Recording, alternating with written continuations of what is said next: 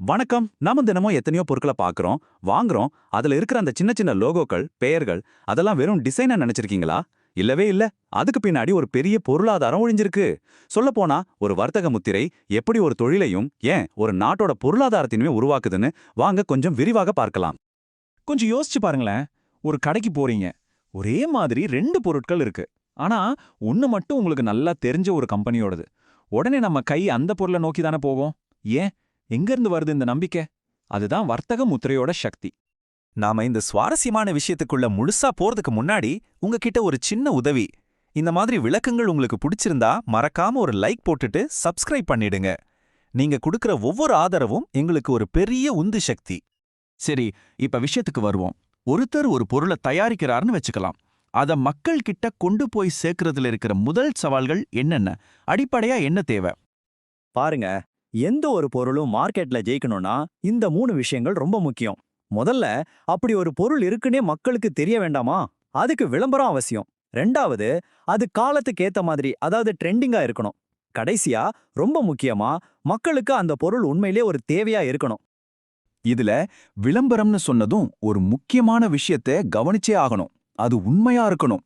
இல்லாத சிறப்புகள் எல்லாம் இருக்குன்னு சொல்லி விளம்பரம் பண்ணா மக்கள் ஒருவேளை ஒரு தடவை ஏமாந்து வாங்கலாம். ஆனா உண்மை தெரிஞ்சதும் அந்த பொருளை தூக்கி போட்டுருவாங்க. அப்புறம் அந்த கம்பெனியோட மொத்த பிசினஸுமே பாதிப்படையும். நம்பிக்கை தான் எல்லாத்துக்கும் அடிப்படை. ஓகே, இப்போ அடுத்த கட்டத்துக்கு போவோம். ஒரு பொருளை உற்பத்தி பண்றது மட்டும் பெரிய விஷயம் அல்ல. அத வாங்க போற வாடிக்கையாளரோட மனசுல என்ன ஓடுதுன்னு புரிஞ்சுக்கிறது தான் அசலைன திறமை. அவங்களுக்கு என்ன பிடிக்குது, அவங்க தேவை என்னன்னு தெரிஞ்சா பாதி ஜெயிச்ச மாதிரி. ஒரு சிம்பிளான உதாரணம் சொல்றேன் கேளுங்க. ஒரு காலத்துல ஸ்கூல் யூனிஃபார்ம்னா பொண்ணுங்களுக்கு பாவாடை சட்டை தாவணின்னு இருந்தது. ஆனா இப்ப பாருங்க, பெரும்பாலும் சுடிதார் தான் ட்ரெண்டு. காலம் மாற மாற மக்களோட விருப்பங்களும் மாறும். இந்த மாற்றத்தை புரிஞ்சுக்கிட்டு அதுக்கேத்த மாதிரி தங்களை மாத்திக்கிறவங்க தான் மார்க்கெட்ல நிலைச்சு நிக்க முடியும். வெறும் ட்ரெண்ட் மட்டும் பத்தாது. இடத்துக்கு இடம் தேவைகள் மாறுபடும். இப்போ நம்ம தமிழ்நாட்டு சமையலறையில பயன்படுத்துற பாத்திரங்களும் இங்கிலாந்துல பயன்படுத்துற பாத்திரங்களும் ஒன்னாவா இருக்கும் இல்லையா?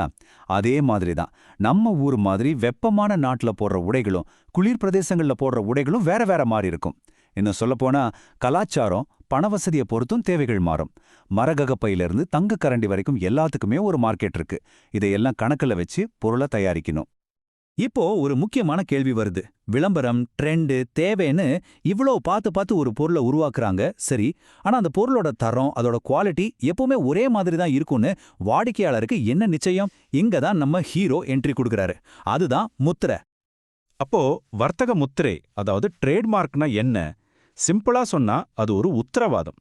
இந்த முத்திரை இருக்கா, அப்போ இந்த தரம் கண்டிப்பா இருக்கும் அப்படின்னு உற்பத்தியாளர் வாடிக்கையாளருக்கு கொடுக்கிற ஒரு சத்தியம். இது 2 பேருக்கும் நடுவுல ஒரு கண்ணுக்கு தெரியாத நம்பிக்கை பாலத்தை கட்டுது. உதாரணத்துக்கு, சில வெளிநாட்டு சாக்லேட் வகைகள், பிரிட்டானியா பிஸ்கெட், இல்ல நம்ம ஊர் சங்கு மார்க் லுங்கியை எடுத்துக்கோங்க. இதையெல்லாம் கடைக்கு போய் பேர் சொல்லி தானே வாங்குறோம். ஏன்னா அந்த முத்திரை மேல நமக்கு ஒரு அசைக்க முடியாத நம்பிக்கை இருக்கு. குவாலிட்டி குறையாதுன்னு ஒரு தைரியம். இந்த ஒரு வரியை கேட்டாலே போதும், ஒரு ட்ரேட்மார்க்கோட உண்மையான பவர் என்னன்னு புரிஞ்சுக்கலாம். ஒரு பிராண்ட் மேல அந்த அளவுக்கு நம்பிக்கை வந்துட்டா மக்கள் வேற எதையுமே யோசிக்க மாட்டாங்க. அந்த கம்பெனியோட பொருளா, அப்ப கண்ணை மூடிட்டு வாங்கலாம், கண்டிப்பா நல்லா தான் இருக்கும்னு சொல்லிடுவாங்க. இந்த நிலையை அடையறதுக்கு தான் ஒவ்வொரு உற்பத்தியாளரும் போராடுறாங்க. சரி, ஒரு பிராண்டுக்கு வர்த்தக முத்திரை எப்படி உதவுதுன்னு பார்த்தோம். ஆனா இதோட தாக்கம் அவ்வளவுதானா? இல்லவே இல்ல.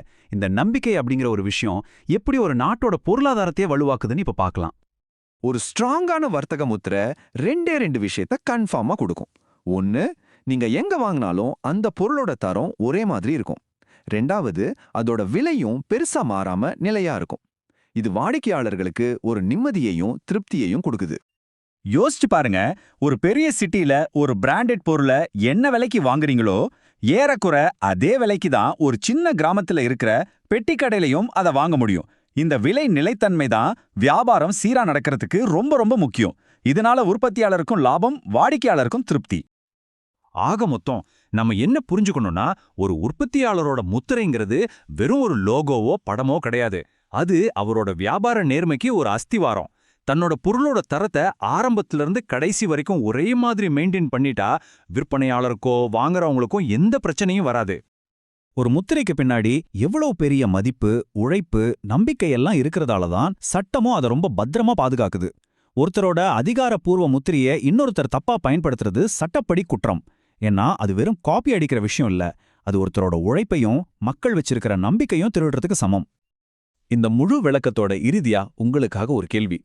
அடுத்த முறை நீங்க கடைக்கு போய் ஒரு பொருளை கையில எடுக்கும்போது அதோட முத்திரையை ஒரு நிமிஷம் கவனிங்க. அது உங்களுக்கு என்ன கதை சொல்லுது?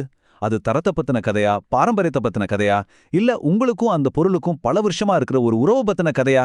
கொஞ்சம் யோசிச்சு பாருங்க, நிச்சயம் ஒரு பதில் கிடைக்கும்.